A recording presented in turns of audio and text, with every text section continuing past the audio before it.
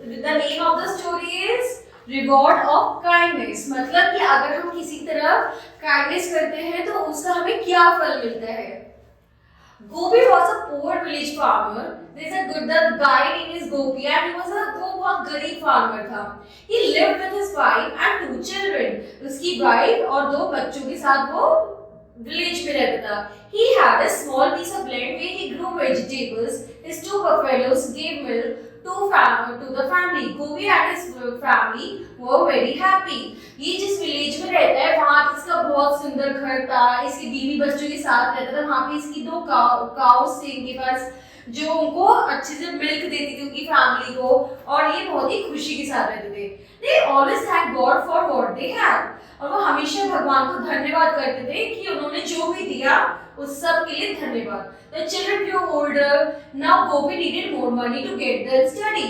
He and his wife decided to sell one of their buffalo. They were sad to part with the animals that served them for many years. अब जैसे जैसे बच्चे बड़े होने लगे गोपी को चिंता होने लगी मेरे बच्चे बड़े हो रहे, मुझे उनको पढ़ाना लिखाना है, अब मैं कैसे पढ़ाऊं लिखाऊं। तो वो क्या करता है, वो जो अपनी गाय होती है 2 उनमें से एक बेचने को सोचते हैं, बट वो बहुत दुखी होता है कि अगर मैंने इनको बेचा, जो हम लोगों ने मुझे इतने सालों से इन दूध दिया है, मेरी चीजों में हेल्प करी है, मैं अब उन्हें मुझे अलग करना पड़ेगा। But they had no other option. The next morning, Gopi set out for the cattle market with his buffalo. On the way, he met a man with a horse. The man said, "Friend, I want to sell my horse. Would you like to exchange it with your buffalo?" जो अब महाराष्ट्र में जब वो अपनी गाय बेचने जा रहा होता है तो उस रास्ते में एक आदमी मिलता है जिसके पास घोड़ा होता है, और वो आदमी पूछते क्या आप इस बफेलो को मेरे साथ एक्सचेंज करोगे इस घोड़े के बदले। Gopi thought that was a good idea and happily gave the man the buffalo, but soon as he discovered that the horse was lame, he felt disappointed and continued walking.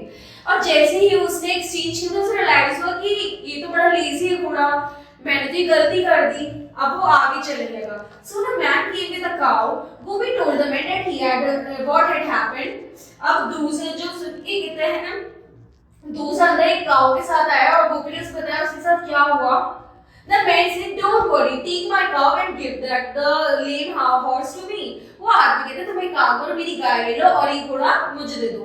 Gopi was happy, very happy with the man's kindness. गोपी जो है वो खुश हो जाता है दयादर्दी से उस आदमी की। Soon Gopi realized that the cow was blind in one eye. He felt disheartened. He sat down under a tree, unable to decide what to do. इतने में गोपी को रियलाइज होता है ये जो गाय है ये तो अंधी है काग से, और वो बहुत ज्यादा दुखी हो जाता है, कहते हैं अब मैं क्या करूं, तो वो एक पेड़ के नीचे बैठ जाता है। Then a man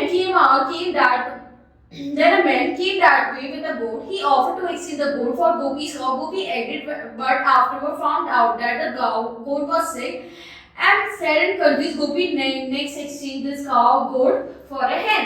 अब काऊ के बदले वो गोट लेता है, बट गोट भी बीमार होती है, उससे वो और दुखी हो जाता है, फिर वो गोट के बदले हैन लेता है, गोट ले लेता है। It was evening. Gopi was hungry and tired. He sold the hen for a few rupees and bought some food to eat. अब उसको एंड जो hen मिली थी उसने उसको भी बेच दिया और कुछ पैसे लिए, देन उसने कुछ खाने को लिया उससे जब उसे भूख लग रही थी। As he was about to start, an old beggar he walked up to him. I have not eaten anything for many days. Please give me something to eat. The beggar pleaded. अब जैसे जो गोपी होता है वो कुछ खाने बैठता है, इतने में कहते हैं एक वहां से beggar आता है, कहते हैं मैंने पूरे दिन में कुछ नहीं खाया, क्या तुम मुझे कुछ दे सकते हो खाने को। Gopi felt sorry for the beggar. He gave all the food to the beggar. Gopi returned home hungry, tired, and without any paisa in the pocket.